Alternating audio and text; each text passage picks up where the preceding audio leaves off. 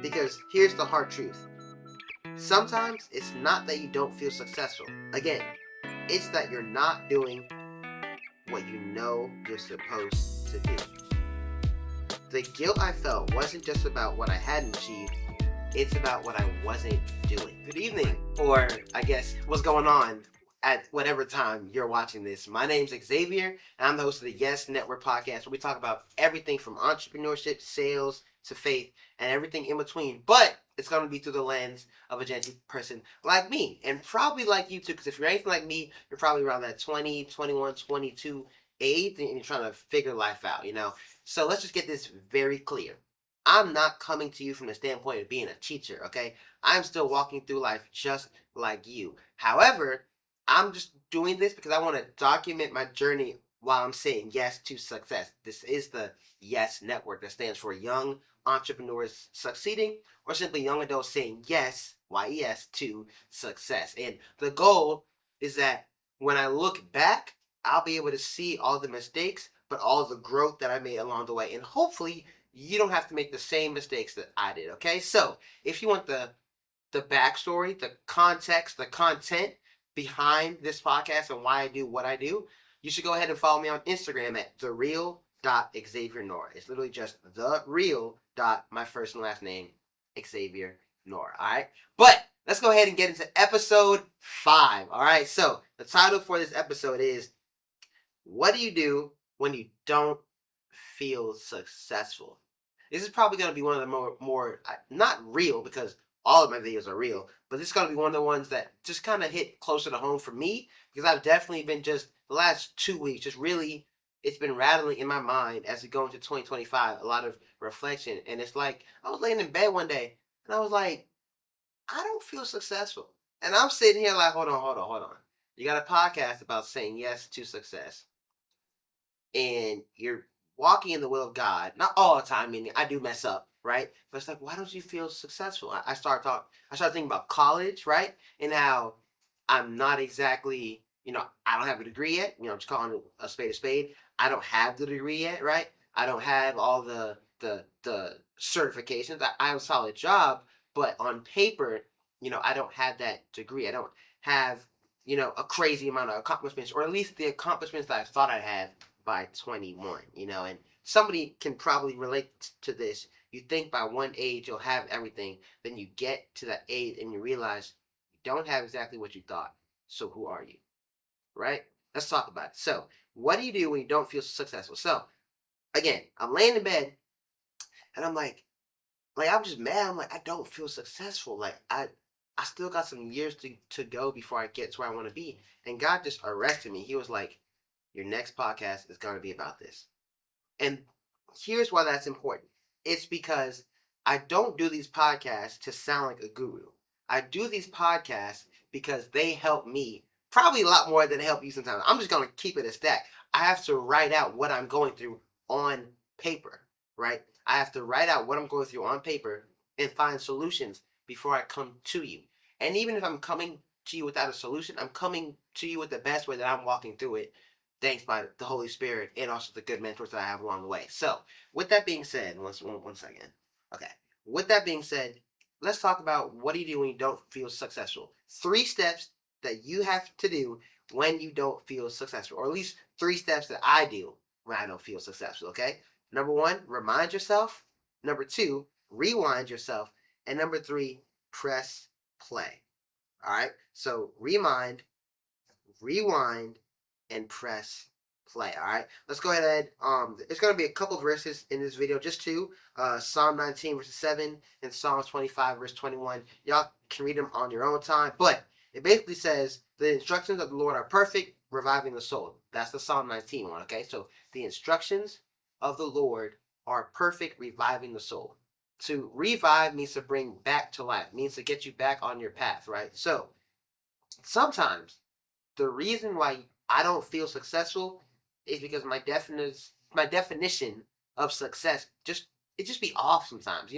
Like, what am I really after? Money, recognition, the approval of other people who don't really have a say in my life anyways. What are you really after? If your success is built upon somebody else's yes, every time they don't give you that, or every time you get more no's than that one person's yes, you're gonna feel like a failure. Why? Because I do, right? You know what I'm saying? It's not about the approval of everybody else. You need to remind yourself about the real definition of success.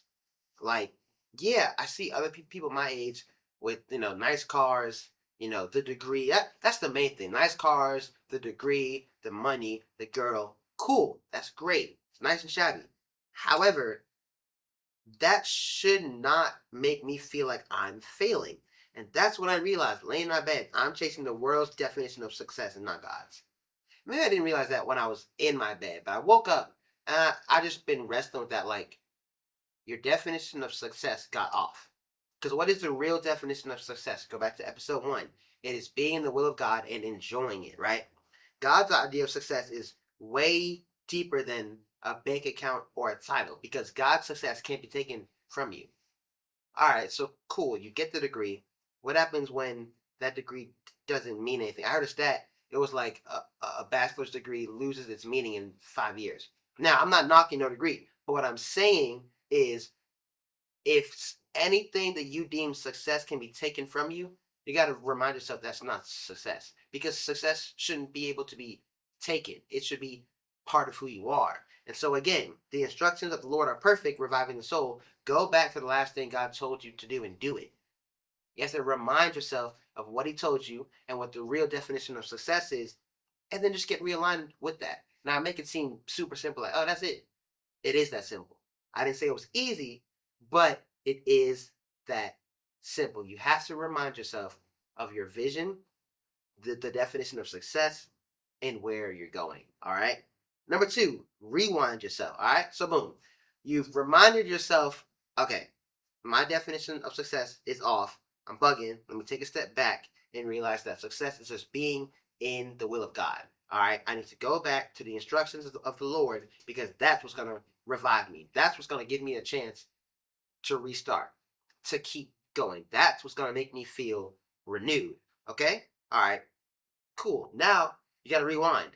The part that most people, including me, don't like. Now that you've reminded yourself of where you're going and why you're going there, you got to take the time to look at the obstacles you've overcome, the mistakes you've made, and the progress you made, even if it's slower than you thought it would be. For me, I've got to admit, I've been in college for a while, right? I mean, here I am, three 3 years in. 3 years in? Like, yeah, like 3 years in, no degree yet. A lot of experience. A lot of experience. Don't get it twisted, but no degree yet, right? And so it's just not the timeline that I had in mind, right? And then there's real estate. I thought I'd be a crazy rich realtor by now. But truth be told, sometimes I sit around and I'd be like, what have I done? I know some people will say I've done a lot. Some people will say I haven't done enough. But that's a sliding scale. I don't need that. I need to know for a fact, like, what have I done? So you have to look at the obstacle that you overcome. You have to look at the mistakes you made and the progress you made, even if it's slower than you thought it would be. Why? Because sometimes you just have to take a look in the mirror, and it's okay. Because what happens with a lot of people is that, matter of fact, hold on, let me make sure I say this right. What happens with a lot of people, including me, is that, oh, it's not in my notes.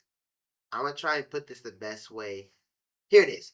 I realized that the guilt I felt wasn't just about what I hadn't achieved, it's about what I wasn't doing.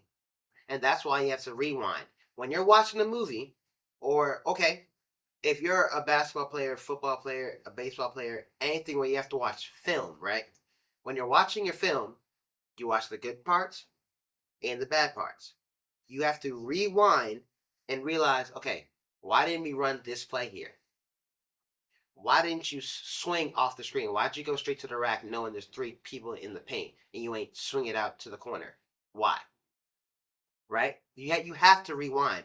If you do not go back and look at where you messed up, you'll do it again and again and again and again, right? It's It's simple. It's not supposed to be deep, but it is not always easy to look at. You have to look in the mirror and figure out, okay, rewind the tape, press play right here. I came off the screen. I had all these options, and I didn't make the right play. Why? And once you figure out why, the good part is that's when you now have the chance to fix it. Like, yeah, it sucks to go back and look at where you messed up, but if you know where you messed up, at least now you have a chance to fix it. And on the flip side, you also have to look at the progress that you made. No, I'm not rich, but I'm not doing bad either. No, I haven't sold a bunch of homes, but I've sold a good amount of homes for someone my age. No, I don't have a degree, but I'm still being a productive member of society. I'm not just sitting there lounging at home doing nothing, right? You have to give yourself some credit, and it's okay. If no one ever told you that it's okay to give yourself some credit, I'm telling you right now, I'm giving you permission to give yourself some credit. Okay, just give yourself some credit and realize that you may not be where you want to be, but you're not where you were. Say it one more time to yourself out loud. I'm not where I want to be, but I'm not where I was. I can confidently say right now, I'm not where I was at this time in 2023. Yeah, 2023. I'm not where I was at that time. And that's the goal. All right. No, I haven't hit all my goals, but I'm not where I was, which means I have more potential to go further. Okay. So let's just rewind again. See what I did there? Remind yourself, right? You have to remind yourself that the instructions of the Lord are perfect, reviving the soul. So go back to the last thing God told you to do. Go back to that business plan that you wrote down and see what the actual goal is. And make sure your version of success is not based upon somebody else's yes. All right. Number two, rewind yourself. Look at the obstacles you overcome, the mistakes you made, and the progress you made, even if it's slower than you thought it would be. And the last one, you gotta press play. You have to press play. At some point when you're watching film, if all you're doing is rewinding and rewinding and rewinding, that's cool, but you have to press play and let it play out. You have to actually get back on the court, back on the field, back in the game, back in that school, back in that room, back writing that book if you're an author, back in front of the camera if you like making content. You have to press play again. Because if you don't press play, then you'll just stay stuck, right? All right, let's go to Psalm 25:21. Really, let's go to Psalm 25, verses 20 and 21. I've been reading Psalms recently, and David is really emotional. Can we talk about that? David is like really emotional, but it's okay. It's all right? So it says, hold on, Psalm 25. All right, two things. One's on God, one is on you, right? Guard me and rescue me. Do not let me be disgraced, for I take refuge in you. And then verse 21, may integrity and what is right watch over me, for I wait for you. So the first part, that's on God. Guard me and rescue me. Don't let me be disgraced. What does that mean? God, look, you know I messed up. You know I was supposed to be consistent with my content. You know that I was supposed to be a certain type of person by now, but I wasn't. But don't let me be disgraced. Like don't let me feel like a failure. Don't let me feel ashamed, right? That's on it, right? To guard you. The second part, that's on you. That's on me. May integrity, hold on. May integrity and what is right watch over me, for I wait for you. What's integrity? Doing the right thing and the things you know you're supposed to do consistently when no one's looking. I'm not talking about ethics. I'm talking about being consistent and disciplined. That's being integral, right? So if you know you told yourself you're going to go to the gym 5 days a week, or you told yourself that you wanted to shoot content and post 5 times a week, or anything like that, any promise you made to yourself based on the vision God's given you, his job is to guard you and protect you. Your job is to be integral because what is right will watch over you. What does that mean? Y'all, let me break this down for you, right? You may not be the most qualified person for the job, but if you're integral, they'll hire you. What is that? That's watching over you. Your integrity is watching over you. Your integrity can put your name in rooms that you've never, ever been in. My name has been in rooms that I've never, ever stepped into. Why? Because of my integrity. I got booked for a speaking engagement off of videos that I posted on Instagram off of a word that God told me. I was simply being integral to what God told me, and somebody else that I've never met in my life saw it. So what am I saying? I'm not saying none of that to brag because it's really not that deep. But I'm saying that your integrity can watch over you. Yes, God will do his thing. We know God gonna come through for you. But at some point, your integrity should be able to open doors for you as well, not just your gift. In fact, your integrity should keep you in the room, right? And how do you exercise integrity? By pressing play. Because here's the hard truth. Sometimes it's not that you don't feel successful. Again, it's that you're not doing what you know you're supposed to do. The guilt I felt wasn't just about what I hadn't achieved, it's about what I wasn't doing, right? I wasn't being disciplined with my time. I wasn't staying consistent in the things I knew God called me to do. And that guilt started to disguise itself. Yo, that guilt started to disguise itself as failure. Because the guilt and the shame from not doing what I knew I was supposed to do made me feel like I was a failure. And let me put it like this. Even if you were, even if I was, let's just the devil don't need an advocate, but let's just play on the other side of the field, right? Even if I was a failure, by definition, you cannot be a failure if you are a child of God. Because a failure is an experience. It is a feeling, it is a thing that you walk into. You failed. But if you failed, that does not mean you are a failure. Because that would mean if you fail once, for the rest of your life, everything you walk into would fail. That's who you are. What do you mean? If I am a fire, everything around me burns no matter where I am, because that's just who I am. But that's not true. Because that would mean that if you fail once, that is who you are, and everything you touch would just fail, right? But that's not true. If we're gonna go with the thought of I'm a failure, right? No, you can't hit pause forever. At some point, you gotta press play and start moving forward again. And it's not about having everything figured out. Like me, I like to map things out. I plan my days by the hour at times, by the hour. Like I love to plan things, right? But it's not always about everything being figured out. It's about being faithful with the step that's right in front of you. So, what's the last thing God told you to do? Let's just take a moment. What's the last thing God told you to do? If you don't believe in God, all right. What's the last thing on your business plan? If we're going to go there, what's the last step that you need to take in order to keep on walking on the path to saying yes to success? 9 times out of 10, you probably know it. I know mine. I know you do too. So press play and let's get after it, right? And let me just wrap it up. Life hasn't gone the way I planned.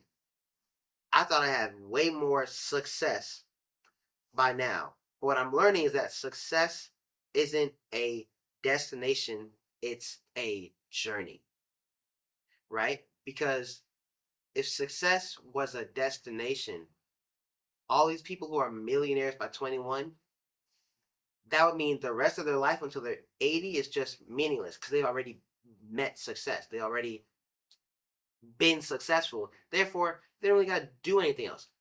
But they keep living after 21 and still keep doing things. Therefore, success cannot be measured by a metric on a chart.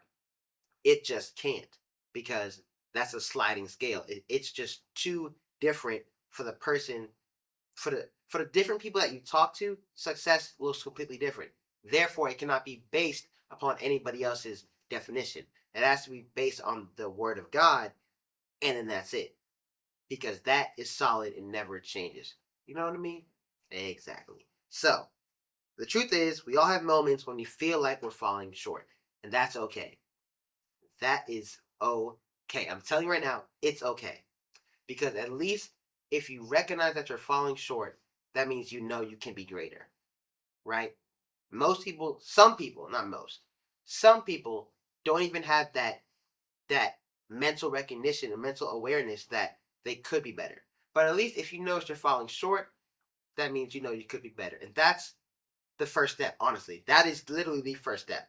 All right? So let's go after these 3 steps one more time. The keys are: remind yourself of God's promises, remind yourself of that vision, remind yourself of your plan and where you see yourself in the next 3 to 5 years, right? Then rewind yourself. Rewind and reflect on what you've learned and how far you came. And then number 3, just press play on the next step that he's calling you to take. Press play on that business plan that's on your shelf. Press play on picking up that book that you bought because you wanted to read it because you knew it would help you grow. Press play on that diet. Press play on that gym schedule. I mean, just press play and get started today, because there is no better time to start besides yesterday, but that's past. Therefore, the next best time is what? Today. Exactly. All right. So don't let today's struggles make you give up on tomorrow's potential. And if this resonated with you, please, please, please, don't gatekeep. All right. If this podcast seriously helped you, if this gave you any gems, right, share it with somebody. Okay. My Instagram is at thereal.xaviernora. I want you to share that. I want you to follow me on Apple Podcasts, Spotify, and wherever this gets up on YouTube, you can follow me there as well. But the main goal is to just share this with somebody that you know that actually needs it, because the point is for all of Gen Z to say yes to success. Not yesterday, not the week before, not tomorrow, but today and right now. This is your host, Xavier Nora. Thank you for listening, and be